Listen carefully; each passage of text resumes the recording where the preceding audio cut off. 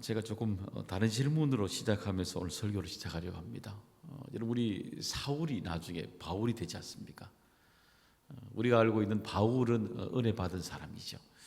그러면 바울 되기 전에 사울로 있을 때, 그러니까 예수님을 영접하기 전에 사울은 행복했을까요? 불행했을까요? 어떻게 보이십니까? 이 사울은 그 시절에 진리라고 믿고 있었던, 율법으로 같이 있던 사람이지만 어때요? 예수님을, 그 확신 때문에 예수님을 믿는 사람들을 핍박하지 않습니까? 그리고 그 확신 때문에 오히려 스데반 집사를 돌로 죽이는 일에 앞장을 서지 않습니까? 그뿐이니까요, 오늘 이 사도 바울 인생에게 가장 중요한 시점으로 보이는 다메섹으로 이동하지 않습니까? 그 다메섹으로 가는 거리가 예루살렘으로부터 500km 넘는 거리거든요. 거기 무슨 확신이 있기에 여러분 걸어서 500km를 걸어갈 생각을 했을까요? 더구나 예수님을 믿는 사람들을 잡으러 가고 있지 않습니까? 자신이 하고 있는 일이 확신이 없으면요, 이렇게 먼 거리를 걸어가는 사람이 없을 것입니다. 그러니까 다르게 생각해 보면요, 사도 바울은 예수님을 만나기 전에 자신의 일을 돌아보았을 때 확신이 있었고, 진리라고 믿고 있었고, 그렇기 때문에 자기가 하고 있는 일에 감사했을 것입니다. 좀 어긋나게 보일 겁니까? 오히려 그는 행복했을 것입니다. 그런데 놀라운 것은 뭐냐면, 하나님이 오늘도 그의 인생을 어떻게 바꾸십니까? 감사해서 감사로 바꾸십니다. 행복에서 행복으로 바꾸십니다. 어떻게 해요? 이전과 이후에 전혀 다른 생각지도 못했던, 그가 생각지도 못했던 감사가 이런 감사로 바꿔내는 것입니다. 예수님을 믿기 전에 그가 가졌던 행복이 그 행복이 아니라 예수님을 믿고 난 뒤 정말 인생에 주어지는 정말 그 은혜가 무엇인지를 다시 만나게 하시는 것입니다. 그리고 이런 사울로 다시 그의 인생에 그가 가지고 있는 기준들, 감사라는 것이 무엇인지, 은혜라는 것이 무엇인지, 행복이라는 것이 무엇인지를 이렇게 어떻게 바꾸셨을까요? 이런 사울이 어떻게 우리가 알고 있는 바울로 변했을까요? 그것은 바로 하나님께 하나님의 이 바울을 향한, 사울을 향한 놀라운 하나님의 섭리가 있었기 때문인 것입니다. 여러분, 우리 사울을 보면 어떤 스타일인지 잘 알 수가 있습니다. 사울의 뜻은 여러분 알고 계시죠? 사울의 뜻은 크다는 뜻입니다. 사울의 뜻은 큰 자, 바울은요 작은 자, 그 뜻이잖아요. 그러니까 우리가 큰 자라는 것을 생각할 때에 자기 자신에 대한 자존감들이 얼마나 높겠어요. 그죠? 자기가 자기 자신을 생각해도 자존감이 엄청 높은 사람이 누구냐면은 사울이었습니다. 더구나 자기의 생각이 얼마나 분명한지 모릅니다. 여러분, 그러니까 이 사울이 바울이 되고 난 뒤에 로마서를 비롯해서 수많은 서신들을 우리가 보게 되잖아요. 그러면요, 지금도 성서학자들은 바울이 참 대단하다고 하는 이유는 뭐냐면, 이 바울의 글들은 굉장히 논리성이 있습니다. 그리고 하나님이 이 헬라 지역에, 로마를 지배를 받고 있는 헬라 지역이 그 헬라 문화권의 논리적인 사고를 하고 있는 사람들 가운데 하나님이 왜 바울을 부르셨을까? 왜 바울을 이렇게 부르셨을까 하는 이유들을 우리 거기서 또 한 번 더 찾게 되죠. 여러분, 그 이야기할 때 어떤 사람들하고 이야기하면 제일 약오릅니까? 어떻습니까? 여러분, 이야기를 평소에 논리적으로 잘 하십니까? 어떠세요? 이야기해 보면요, 내가 가장 말빨이 딸릴 때가 언제입니까? 이야기를 정말 잘하는 사람 앞에 가면 어때요? 괜히 이야기하고 나는데 좀 손해보는 것 같지 않습니까? 너무 이야기를 잘하니까. 사도 바울이 그만큼 예수 믿기 전에 그만큼 그의 인생에 아주 논리적인 사람이었던 겁니다. 논리적이니까요, 확신 있는 겁니다. 분명한 겁니다. 또 더구나 보시게 되면 행동으로 옮기는 사람이죠. 이 젊은 사람이 예수님을 믿는 사람들을 잡아가기 위해서 걸어서 예루살렘에서 다메섹까지 이동을 하고 있지 않습니까? 더구나 오늘 본문을 보시게 되면 다메섹으로 갈 때에 혼자 갑니까? 그 주변에 사람들이 있었습니까? 그 주변에 사람들이 있었습니다. 그러니까 이 젊은 사람들 옆에 따라가고 있는 사람들이 있었다는 것, 논리적이죠. 프라이드가 강한 사람이죠. 그죠? 그게 이렇게 볼 때에 이 사울이 어떤 사람으로 보이십니까? 굉장히 여러분 강력한, 젊지만 강력한 리더로 보이지 않습니까? 그만큼 강력한 리더인 것입니다. 그런데 오늘도 우리가 이 사울을 이렇게 이야기하면서도 오늘도 우리가 알 수 있는 것은 뭐냐면, 우리 인생에 이렇게 아무리 강력한 인생도 논리적이죠, 완벽하죠, 도저히 변하지 않을 것 같은 인생 아닙니까? 근데도요, 하나님을 만나면 변하게 됩니다. 그런 인생, 그 앞에 우리 인생의 가장 강력한 리더는 누구예요? 우리 하나님이시죠. 내가 내 인생을 다 알고 있고 주관하고 논리적으로 다 안다 그래도 우리의 인생은 하나님 앞에 속해 있지 않습니까? 우리의 인생을 다 만지는 하나님 앞에 만나게 되면 우리의 인생 꼼짝도 못하게 되는 것입니다. 그렇기 때문에 우리는요, 주저할 필요 없이 예수를 전하면 되는 것입니다. 군대 가면 남자들이 제일 싫어하는, 힘들어하는 훈련이 있습니다. 뭔지 아세요? 유격 훈련입니다. 유격 훈련. 유격 훈련 하면요, 남자들이 가면, 군에 가면 유격 훈련을 다 받게 되거든요. 가면 이 빨간 모자를 탁 쓰고 있는, 눌러서 이렇게 쭉, 눈도 안 보이도 이렇게 눈을 이렇게 매섭게 보고 있는 유격 조교들을 보면요, 힘이 다 빠집니다. 정말. 저는 참 군대 가서 참 이런 면에서 보게 되면요, 군대 말로 꼬인 군번이었습니다. 왜냐하면은 신병 교육대 그 교육을 받을 마지막 제주에 유격 훈련을 받으러 들어가지 않습니까? 유격 훈련 길지는 않지만 유격 훈련을 받지요. 그런 자대 배치 받자마자 신병이를 빼줄 줄 알았는데 또 받았습니다. 또 받았습니다. 그 다음 해에 또 받았습니다. 얼마나 유격 훈련 계속 받는지 모릅니다. 어떤 사람들은 그냥 좋은 부서에 가거나 그러면요, 빠지는 경우가 많거든요. 얼마나 빠지고 싶은지 모릅니다.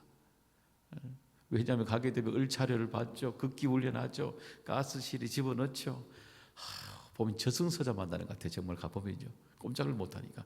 반항하면 어디 됩니까? 군기 교육들도 가게 됩니다. 그러니까 어쩔 수 없이 무조건 바짝 엎드려서요, 무조건 꼼짝도 못하게 되는 겁니다. 진짜.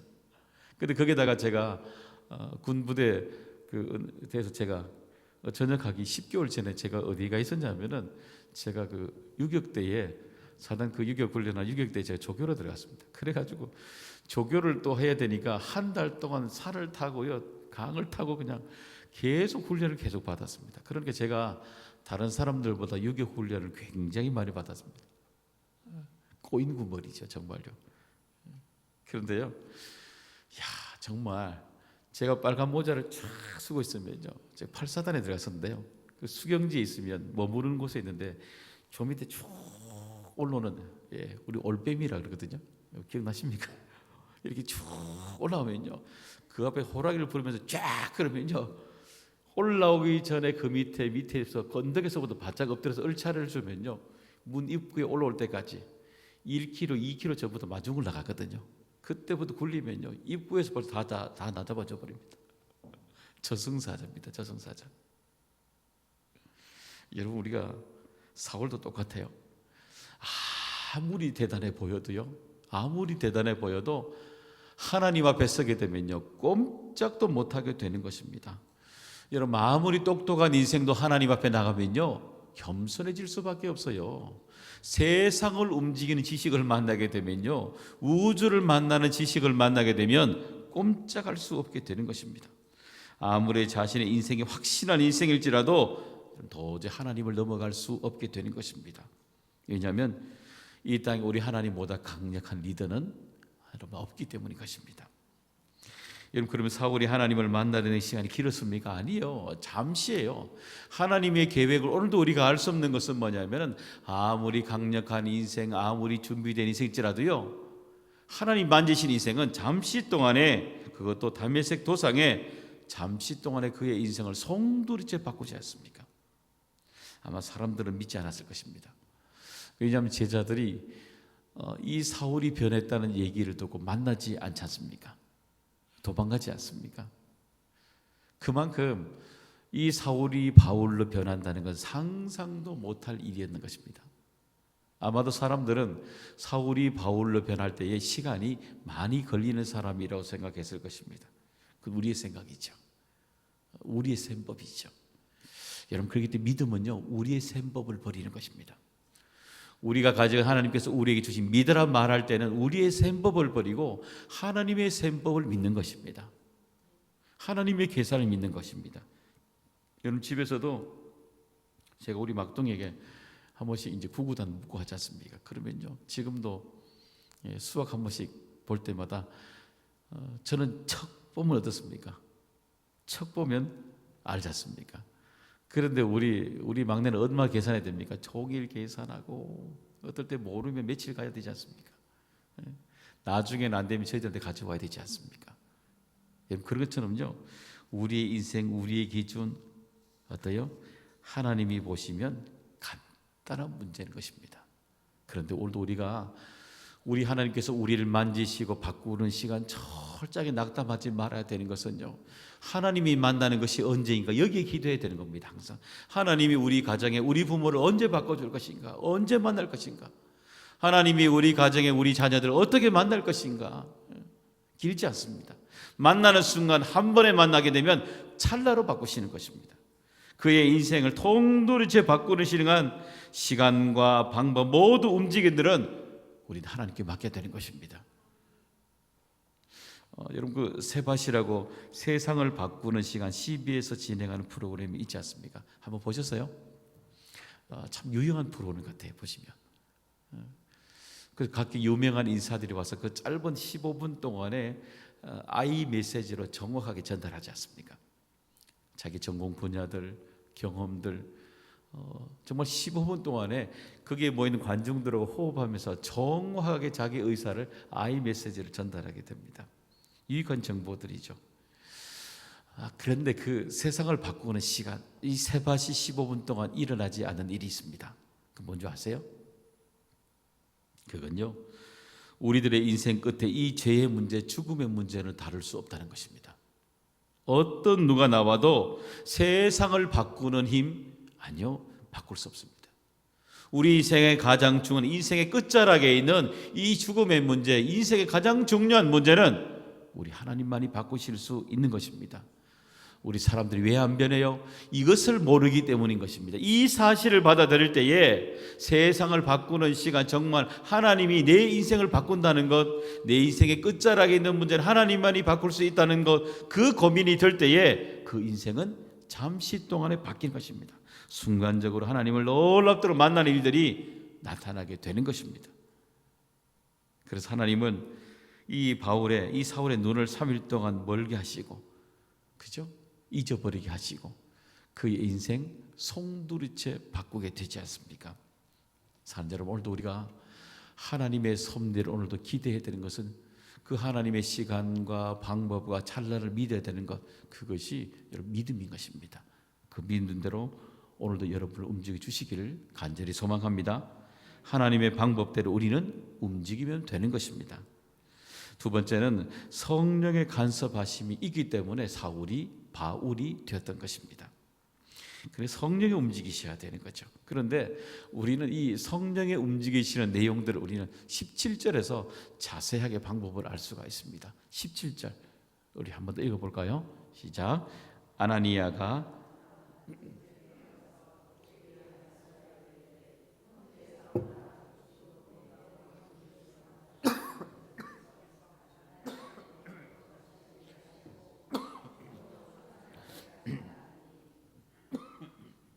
여기 보시면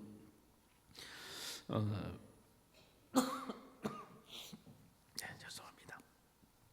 여기 보시면 9장 17절 한번 보세요. 주체가 누굽니까?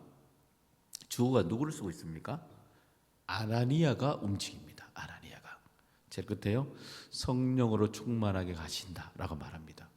저 문제를 보시면 아나니아가 이 사울이 지금 사울이죠. 충만하게 하신다. 성령으로 충만하신다. 그죠? 누구를 통해서 일어나고 있어요?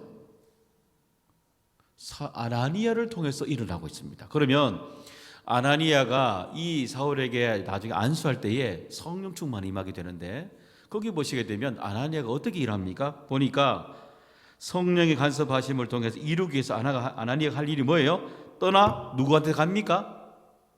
사울이 있는 곳으로 가니까 성령 충만이 일어나는 거예요. 또 그 다음에요, 어떻게 합니까? 안수했다 그랬습니다. 기도하면서 안수할 때에 성령 충만이 일어납니다.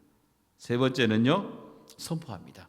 예수께서 나를 너로 보내어 너로 다시 보게 하셨다 라고 선포합니다. 그렇죠? 네 번째는요, 어떻게 말합니까?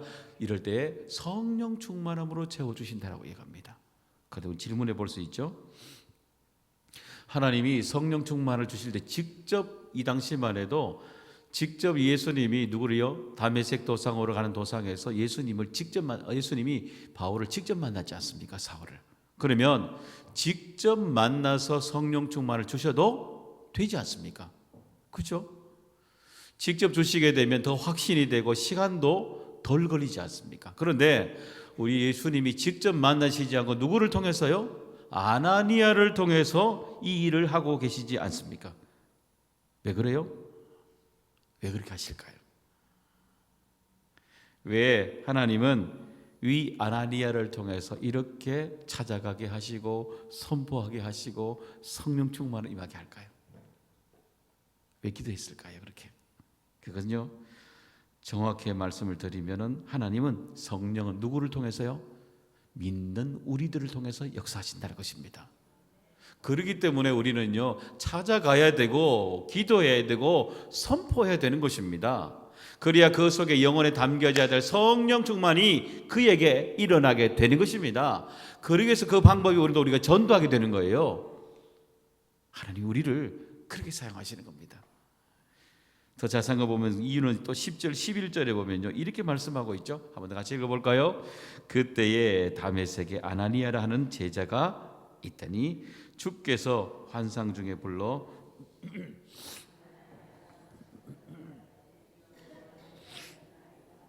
주께서 이르시되 일어나 직가라 하는 거리로 가서 유다의 집에서 다섯 사람 사울이라 하는 사람을 찾으라.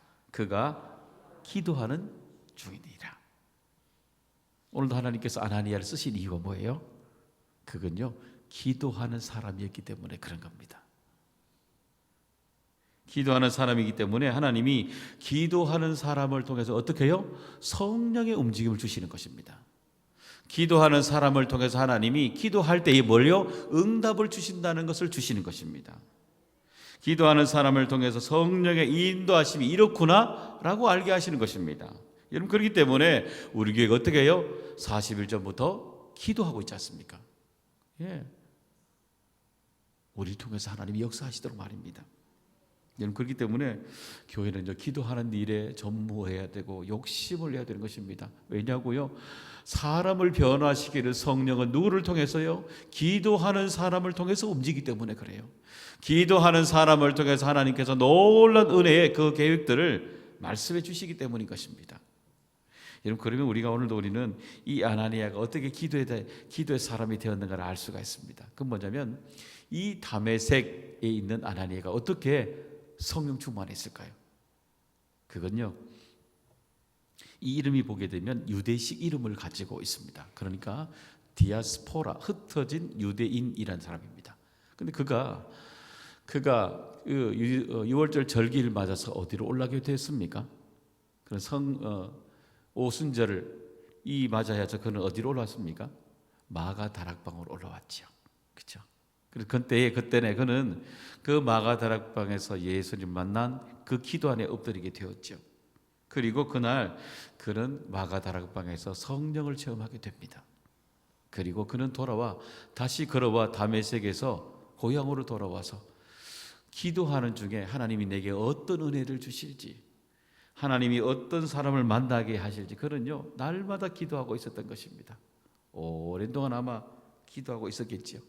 하나님이 내게 어떤 사람을 만나게 하시고 어떤 일을 하게 하시고 어떤 말을 하게 하실지, 그죠? 그런 기도하고 준비하고 있었던 것입니다. 여러분도 우리에게 중요한 기도 제목은 던지는 질문은 하나님이 나를 어떻게 사용하실까? 그 기도 제목이 중요한 제목이 되는 것입니다. 그러니까 이 기도 제목을 구하고 있었던 멀리 떨어져 있는, 어쩌면 보세요, 예루살렘과 500m 멀리 떨어져 있는 이 아나니아와 어떻게 만나겠어요? 그렇잖아요? 이 놀랍지 않아요? 이 아나니아와 이 바울이, 이 사울이 만날 일이 없지요. 만날 일이 없지요. 어떻게 해요? 500m 멀리 떨어져 있는 사람이 어떻게 만나겠어요? 그런데 만납니다. 어떻게 만나요? 기도하는 사람을 만나는 겁니다. 보지 못하는 중에 만나는 거예요. 하나님 이렇게 역사하시는 거예요. 내가 알지도 못하는 사람, 보지도 못한 사람, 듣지도 못한 사람을 하나님이 이렇게 기도하는 중에 만나게 하는 거예요. 놀랍죠?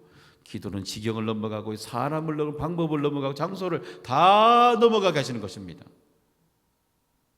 기도하는 중에요, 정확하게 하나님께서 메시지를 주잖아요.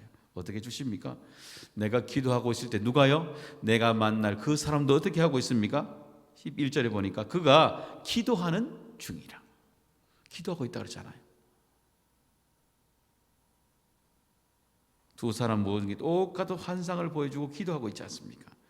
기도하는 사람이기 때문에 하나님이 똑같이 그의 인생을 만든다는 것 기대하고 있지 않습니까? 그래서 이 사울이 어떤 사람인지 하나님이 미리 말씀해 주시지 않아요.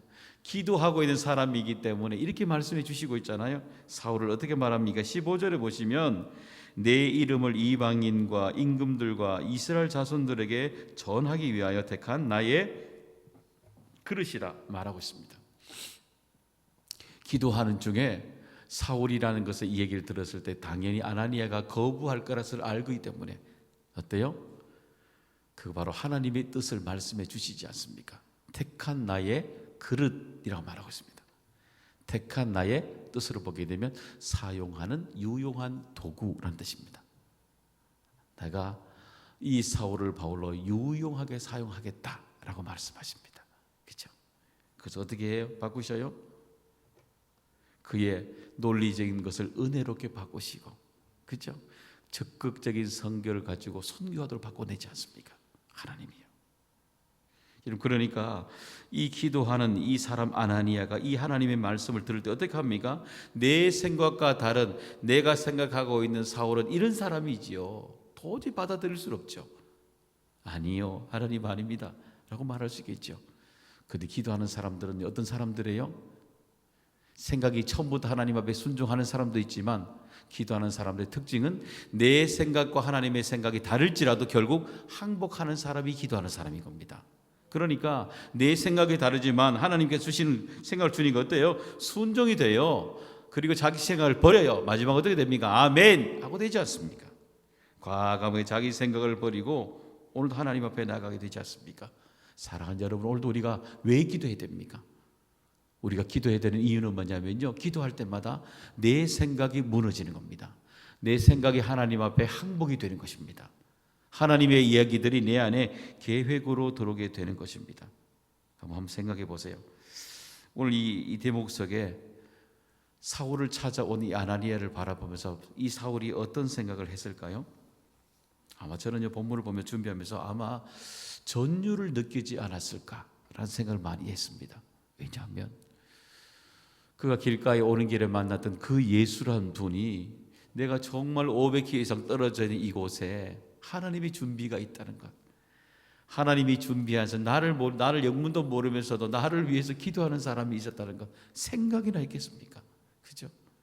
그리고 그가 기도하는 중에 하나님을 만나는 이 얘기를 들을 때마다 얼마나 전율을 느꼈겠습니까? 17절에 아나니아가 떠나 그죠? 그 집에 들어가, 그리고 나를 보냈고 성령으로 충만하게 하신다. 여러분, 이건요, 부인할 수 없는 기도, 바로 영적인 부흥이 시작이 되었던 것입니다. 그리고요, 이 아나니아가 이 바울에게, 이 사울에게 뭐라 그러겠어요? 당신을 만난 건 축복입니다 그랬을 것입니다. 내가 당신을 만난 건 하나님이 내게 응답 주셨고 당신 또한 하나님의 응답 주셨음을 우리는 하나님 앞에 감사하게 되는 것입니다. 그래서 18절 19절에 사울이 눈에서 비늘 같은 것이 벗어서 다시 보여졌다라고 말하고 있습니다. 무엇이 벗겨졌겠어요? 그건 이제 그동안에 자기 안에 자기가 믿고 있었던 편견이 있었던 하나님이 이런 분이라는 것. 율법의 진노의 하나님이 아니라 용서의 하나님, 사랑의 하나님을 만나게 되지 않습니까? 여러분이 믿음에 아직도 전도대 상자리 어떤 것이요? 예수님을 믿으면 어떻게 바뀝니까? 그 전에 가지고 있는, 세상에 가지고 있는 하나님에 대한 불편함들이, 하나님에 대한 왜곡된 생각들이 예수 그를 영접함을 통해서요 하나님이 바뀌는 겁니다. 이게 은혜예요. 생각이 벗겨지는 겁니다. 그리고 예수님을 믿는 사람들이 어때요? 그동안 가지고 있었던 수많은 편견들이 어때요? 바뀌게 되는 겁니다. 그 순간 어떤데요? 우리도 바뀌는 겁니다. 도저히 변하지 않을 것 같은 그 사람이 변하게 되는 놀라운 역사, 내가 믿고 있는 믿음에 있는 사람들도 나도 편견이 벗겨지는 겁니다. 이게 전도예요. 세 번째는요, 어때요? 오늘도 우리가 교회가 기도를 통해서 응답으로 나타난다는 것, 이것을요 확신하게 되는 겁니다. 기도를 통해 교회가 움직인다는, 영적인다는 것, 이것을 만나게 되는 것입니다. 결국 이 사울은 하나님 앞에 진정한 행복을 어떻게 느낍니까? 19절에 음식을 먹으며 강건해지더라. 우리 주님을 만나고 생명의 말씀을 먹으면서 날마다 강건해져 갔던 것입니다. 정말 인생의 가장 중요한 은혜가 무엇인지 다시 만나게 되었던 것입니다. 사랑하는 여러분, 오늘 우리가 사울이 바울이 되는 과정을 보면서 우리 느끼는 것이 있습니다. 우리도 과거에 그랬지 않습니까? 그렇듯이 오늘도 여러분의 가정에 아직도 큰 자이길 원하는 사람들이 바울로 돌아오는 놀라운 역사가 일어나기를 간절히 소망합니다. 그리고 오늘도 우리가 만나길 수많은 영혼들이 큰 자에서 다시 작은 자로 하나님을 만난 인생을 찰나에, 순간적인 찰나에 그 인생을 바꾸는 일들이 우리들을 통해서 진행될 수 있기를 주님의 이름으로 간절히 축복합니다.